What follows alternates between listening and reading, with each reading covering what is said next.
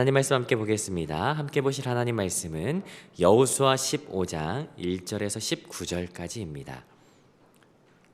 여호수아 15장 1절에서 19절까지 다 찾으신 줄 알고 우리 한 목소리로 함께 합독하도록 하겠습니다. 함께 읽습니다. 시작.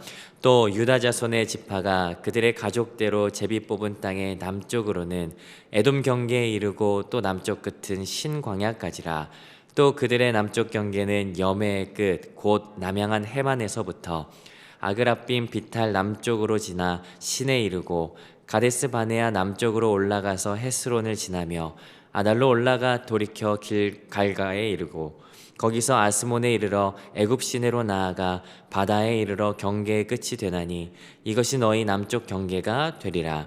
그 동쪽 경계는 여매이니 요단 끝까지요. 그 북쪽 경계는 요단 끝에 있는 해만에서부터 벳 호글라로 올라가서 벳 아라바 북쪽을 지나 르우벤 자손 보안의 돌에 이르고 또 아골 골짜기에서부터 드비를 지나 북쪽으로 올라가서 그 강 남쪽에 있는 아둠밈 비탈 맞은편 길가를 향하고 나아가 엔 세메스 무를들을 지나 엔로겔에 이르며 또 흰놈의 아들 골짜기로 올라가서 여부스 곧 예루살렘 남쪽 어깨에 이르며 또 흰놈의 골짜기 앞 서쪽에 있는 산 꼭대기에 올라가나니 이곳은 르바임 골짜기 북쪽 끝이며 또 이 산 꼭대기에서부터 넵도와 샘물까지 이르러 에브론 산 성읍들로 나아가고 또 바알라 곧 기럇 여아림으로 접어들며 또 바알라에서부터 서쪽으로 돌이켜 세일산에 이르러 여아림산 곧 그살론 곁 북쪽에 이르고 또 벳세메스로 내려가서 딥나를 지나고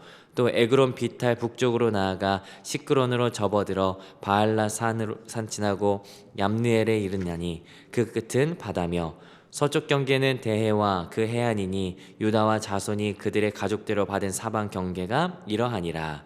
여호와께서 여호수아에게 명령하신 대로 여호수아가 기럇 아르바 곧 헤브론을 유다 자손 중에서 분깃으로 여분네 아들 갈렙에게 주었으니 아르바는 아낙의 아버지였더라. 갈렙이 거기서 아낙의 소생 그 세 아들 곧 세세와 아이만과 달메를 쫓아내었고 거기서 올라가서 드빌 주민을 쳤는데 드빌의 본 이름은 기럇 세벨이라.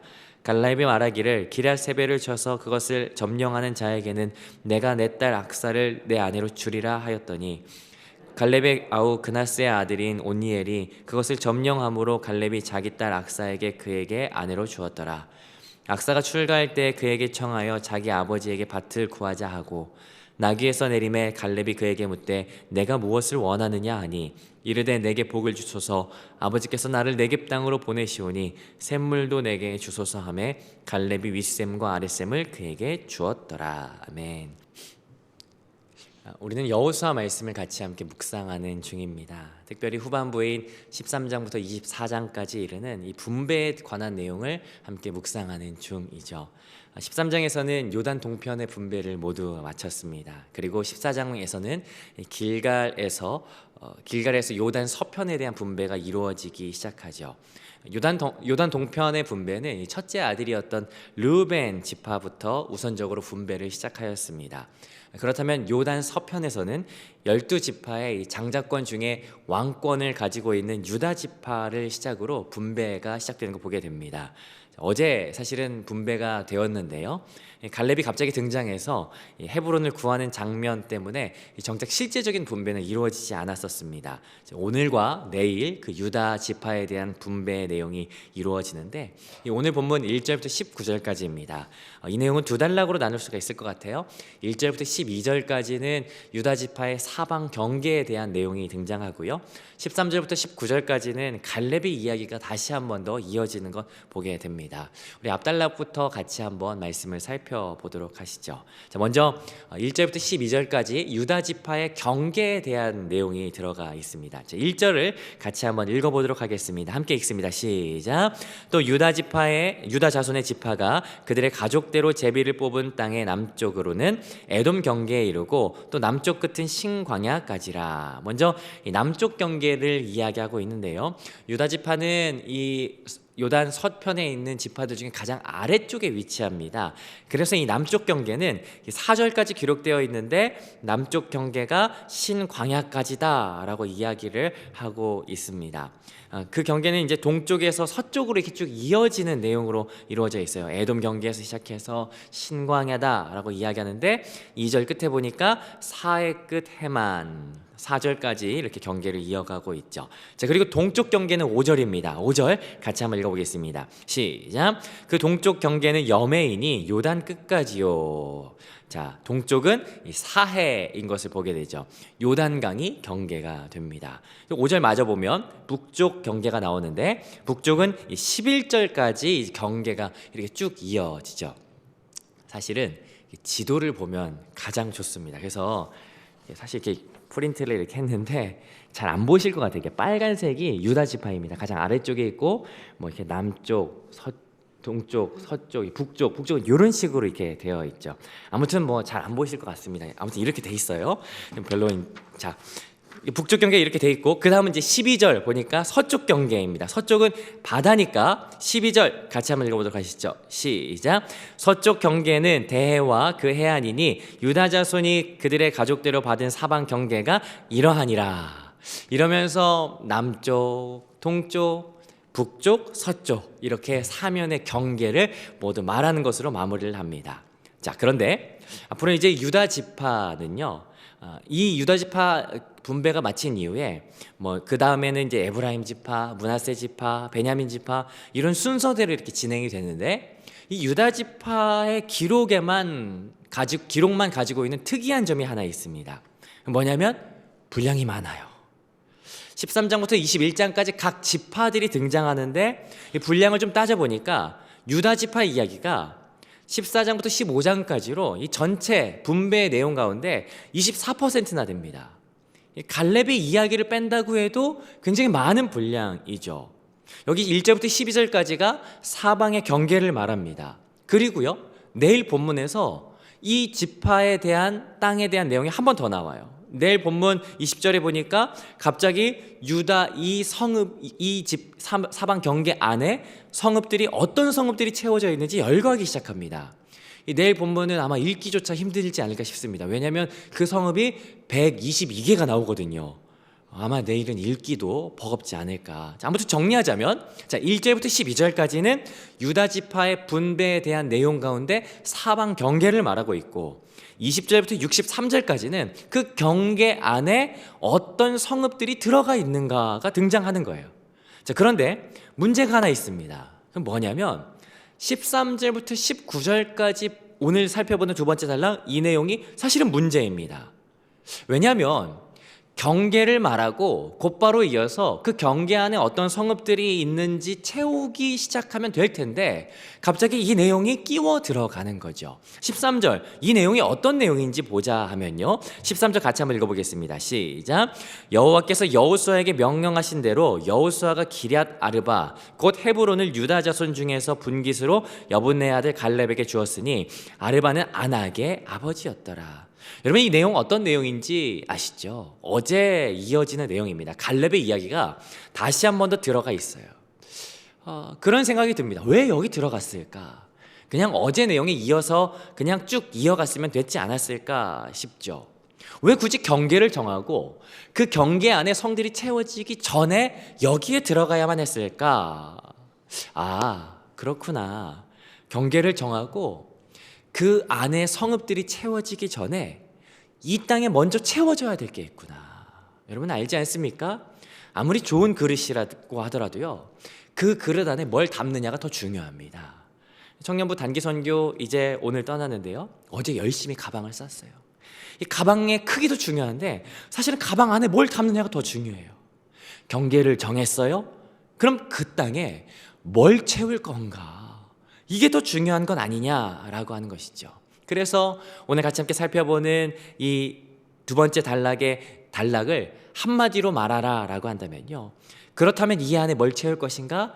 믿음의 다음 세대를 세우는 것 채워야 한다라고 볼 수 있어요.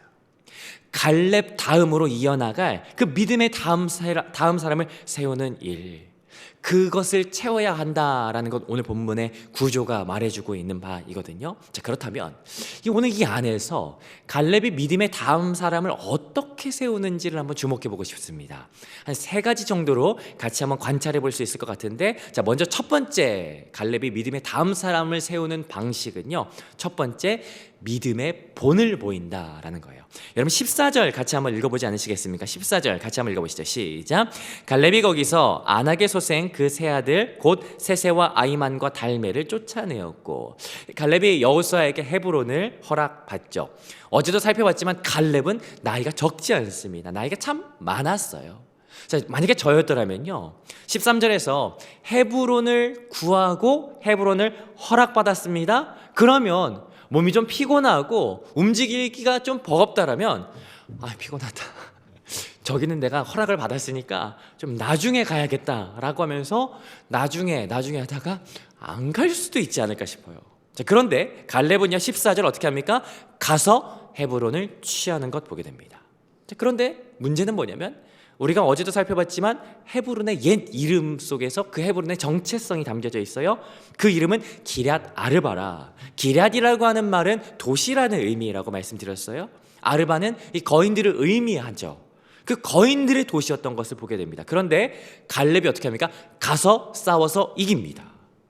14절에도 나오지만 특히나 거기에 살고 있었던 세세, 아이만, 달메는요, 민수기 13장 14장에서 정탐꾼들의 마음을 물처럼 녹게 만들었던, 간담을 녹였던 그 장본인들이 바로 그 사람들이에요. 그런데 갈렙이 가서 그들을 치고 이겼다라고 하는 것, 승리로 이끌죠. 여기에서 참 중요한 것 한 가지가 있습니다. 다음 세대를 세우는 아주 중요한 원리, 그건 믿음의 본을 보이는 것이구나. 저희 둘째가요, 3살 때 핸드폰을 뭘 알겠습니까? 저 3살 되면 뭐 잘 모르잖아요. 근데 저희 둘째가 3살 때 어떻게 하냐면 핸드폰을 잡고 뭐 이렇게 올리는 거예요. 이렇게. 이 뭔지 아시겠습니까? 이렇게 얼굴 인식해가지고 그 로그인 하려고 이렇게 올리는 거죠. 저희가 깜짝 놀랐어요. 아무것도 모르는 얘가 이렇게 올리는 거 보니, 야, 부모를 그대로 따라하는구나. 우리가 본을 보여야 한다. 여러분, 우리가 믿음의 삶이 무엇인지를 보여주는 것, 사실은 믿음의 다음 세대를 세우는 것에 있어서 가장 첫 번째, 가장 중요하다라는 건 오늘 본문 통해서 보게 됩니다. 자, 두 번째는요, 15절부터 17절까지입니다. 15절부터 17절 우리 같이 한번 읽어보겠습니다. 시작. 거기서 올라가서 드빌 주변을 쳤는데 드빌의 본 이름은 기럇세벨이라. 갈렙이 말하기를 기럇세벨을 쳐서 그것을 점령하는 자에게는 내가 내 딸 악사를 아내로 주리라 하였더니, 갈렙의 아우 그나스의 아들인 온니엘이 그것을 점령함으로 갈렙이 자기 딸 악사를 그에게 아내로 주었더라. 자, 기럇 아르바, 거인들의 도시를 쳤던 갈렙이 거기서 멈추지 않습니다. 거기서 한 발짝 더 나가서요, 한 군데를 더 치는데 그곳의 이름은 15절에 보니까 드빌이라는 곳입니다. 이 드빌은 본 이름까지 나와 있는데 기럇세벨이다라는 거예요. 조금 전에 나왔지만 기럇이라고 하는 의미는 어떤 의미라고요? 도시라고 하는 의미예요. 자, 그러면 세벨이라고 하는 것이 어떤 의미인지만 말씀드리면 이 도시가 어떤 도시인지 아실 수 있을 거예요. 세벨은 책이라는 의미입니다. 책들. 자, 그렇다면 이 도시는 어떤 도시라고 말할 수 있는 거예요? 책들의 도시라는 거예요. 아마 여기는 이 문서 저장고나 아마 이렇게 학문을 연구하는 선비들이 살았던 것 같아요. 자, 그럼 여러분 한번 생각해 보지 않으시겠습니까? 조금 전에 쳤던 곳 기럇 아르바, 거인들의 도시예요. 그리고 여기는 기럇세벨, 책들의 도시입니다. 여러분, 만약에 여러분 전쟁을 한다면 어디를 치시겠습니까? 어디가 더 싸우기 쉬울까요? 당연히 기럇세벨이 훨씬 쉬웠을 거예요. 기럇 아르바 거인들의 도시는요, 모르긴 몰라도 여기 치기 어려울 겁니다. 그런데 기럇 아르바, 갈렙이 이 기럇 아르바를 쳤어요. 그렇다면 갈렙에겐 기럇세벨 아마 어렵지 않은 대상이었을 텐데 15절에 보니까 거기를 일단 칩니다. 얼마나 쳤는지는 모르겠지만 아마 제가 생각하기에는 대충 어느 정도 승리를 가늠할 정도로 쳐둔 것 같아요. 그러나 완전히 이겨서 승리의 깃발을 찍기 전에 갑자기 갈렙이 이렇게 이야기합니다. 16절, 여기를 점령하는 자에게는 내 딸 악사를 주겠다라고 하는 거예요. 갑자기 자기 딸을 걸면서 누군가가 이 싸움에 동참하기를 초청하고 있어요. 여러분 앞서서 말했지만 여러분 여기에 나오는 분배의 싸움은요 믿음의 싸움입니다. 그럼 갈렙이 요청하는 거예요. 거의 다 이겨놓고 거의 뭐 다 그냥 승리 직전까지 가놓고 이렇게 말하는 거죠. 누가 이 싸움에 동참하겠냐, 누가 이 믿음의 행진에 이어받겠냐라고 초청하는 거예요. 그때 한 사람 등장합니다. 그 사람 온니엘이었죠. 그리고 그 온니엘이 이 싸움에 동참하여서 드비를 점령합니다. 제가 어릴 적 가장 싫어했던 말이 있어요. 뭐냐면 저희 부모님이 그렇게 많이 말하셨는데 기도해봐, 이 말을 정말 제일 싫어했습니다. 왜냐면 엄마 나 치킨이 먹고 싶어요. 그럼 뭐라고 하셨는지 아세요? 기도해봐. 엄마 저 학원에 좀 다니면 안 될까요? 기도해봐. 항상 기도해보라고 하셨어요. 그게 얼마나 싫든지. 그런데 요즘에 저희 애들이 아빠 저 이거 필요해요. 그럼 뭐라고 하는지 아십니까? 기도해봐. 여러분 근데 왜 그렇게 하는지 아세요? 뒤돌아보니까 그때 기도했을 때요 하나님이 응답하시는 걸 제가 경험했더라고요. 옛말에 교자채신이라고 이야기합니다. 자녀들에게 고기를 잡아주지 말고 고기 잡는 법, 고기 잡는 기쁨과 그 즐거움을 가르쳐주라고 이야기해요. 여러분 이게 갈렙이 했던 믿음의 훈련입니다. 믿음의 다음 세대를 세우는 훈련이었어요. 사실 자기는 다 싸워놨어요. 그런데 마지막 이 승리를 맛보게 하는 것, 온니엘로 하여금 믿음의 승리가 뭔지를 경험시켰다라는 거예요. 저 사실 우리 교회가 이런 거 하지 않나 싶습니다. 단기 선교 보니까 참 멋지더라고요. 왜냐하면 개척해놓고 선교지에서 열심히 눈물 뿌리고 싸워놓고 그런 다음에 다음 세대들을 그곳을 경험하게 만들더라고요. 우리가 이런 다음 세대를 세우는 믿음의 싸움을 계속해 나가야 되지 않을까. 우리가 믿음의 싸움을 같이 함께 싸워나가지만 이 믿음의 싸움에, 선교에, 우리의 사역에 다음 세대들이 같이 함께 동참하여서 이 기쁨을 같이 함께 누릴 수 있는 것, 우리가 나아가야 할 방향이 아닐까라고 하는 것 갈렙을 통해서 보게 된다라는 거예요. 자, 그리고 하나 더, 마지막으로 갈렙은요 믿음의 싸움을 경험시키는 것만으로 끝나지 않았습니다. 18절 19절 같이 한번 읽어봅니다. 시작. 악사가 출가할 때 그에게 청하여 자기 아버지에게 밭을 구하자 하고 나귀에서 내리매 갈렙이 그에게 묻되 내가 무엇을 원하느냐 하니 이르되 내게 복을 주소서 샘물도 내게 주소서 하매 갈렙이 윗샘과 아랫샘을 그에게 주었더라. 자, 이제 약속했던 대로 믿음의 다음 세대인 온니엘에게 자기의 딸 악사가 시집을 가게 됩니다. 자, 그런데 결혼을 하고요 출가할 때 이 온니엘과 악사가 이야기했던 것 같아요. 우리 아버지에게 밭을 구하자. 그래서 이제 딸이 가려던 차에 나귀에 내려가지고 이렇게 내리는 거죠. 그러자 이 갈렙이 이야기합니다. 내가 무엇을 원하느냐. 자, 여기서 잠깐이요. 갈렙이 내가 무엇을 원하느냐 이렇게 말하는 게 여러분 기분이 안 좋아서 왜 또 이랬을까요? 아니면 왜? 딸 뭐 필요해? 라고 하면서 좋아서 그랬을까요? 여러분 보세요. 악사는 밭을 구하려고 내렸어요. 근데 구하는 게 뭐냐면 19절에 아빠 저 샘물도 주세요 이렇게 얘기하는 거예요. 여러분 아버지가 인상 팍 쓰고 막 이렇게 인상이 막 험악했으면 뭐 밭이나 제대로 구했겠습니까? 아니요, 못 구했을 겁니다. 갈렙이 굉장히 좋은 마음이었을 거예요. 더군다나 그 아래 보니까 아빠 저 샘물도 주세요. 그러자 갈렙이 어떻게 해요? 샘물 하나만 안 주고요 윗샘도 주고 아랫샘도 줘요. 갈렙이 마음이 굉장히 좋아요. 기쁨으로 아낌없이 주는 마음이 바로 여기 있어요.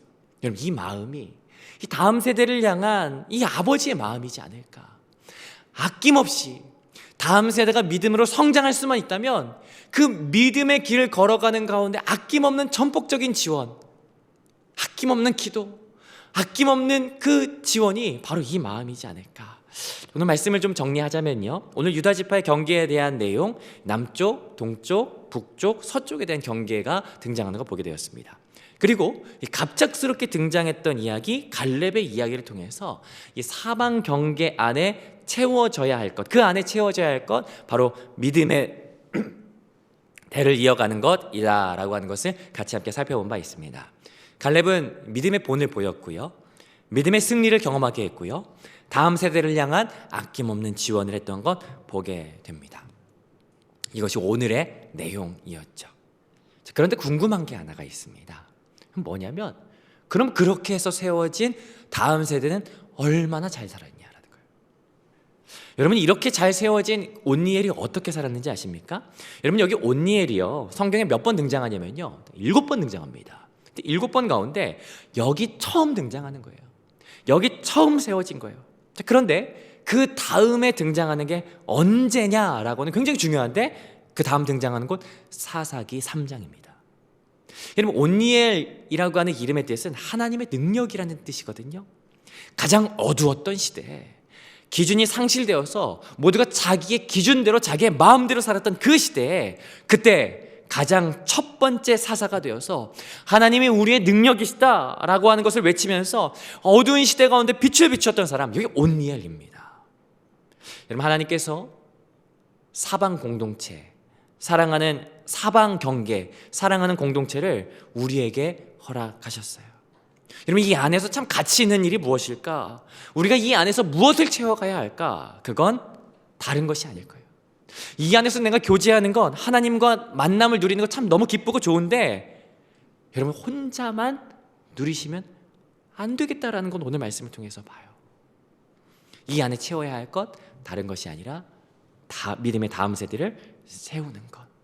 믿음의 다음 세대가 내가 하나님 앞에 기도하고 내가 성령 충만하여서 이 기쁨을 누리는 것 참 좋은 것, 이것을 똑같이 경험하고 알게 되어지게 되는 것, 그 일을 위하여 사실 우리가 부르심을 받았다라고 하는 것, 말씀 통해서 다시 한번 알게 됩니다. 사랑하는 성도 여러분, 우리가 이 믿음의 공동체 안에서 다음 세대를 세워가는 일로 채워가는 그 위대한 사역에 같이 함께 동참하기를 주님의 이름으로 권면드립니다. 이 일 가운데 우리가 같이 함께 참여하는 거예요. 이 땅을 누가 차지할 거, 이 믿음의 다음 세대를 누가 이어갈래 초청하는 거예요. 그러면서 그들을 향한 아낌없는 지원, 내가 열심히 기도하고 열심히 애쓰며 그들을 위한 끊임없는 그 수고와 헌신, 오늘 그것이 우리 가운데 계속되어질 때 제2의 온니엘이 이 공동체 가운데 세워질 줄 믿습니다. 오늘 우리가 걷는 발걸음을 통하여 하나님 나라의 믿음의 다음 세대들로 채워지는 놀라운 소망이 우리 가운데 펼쳐지기를 주님의 이름으로 축복합니다.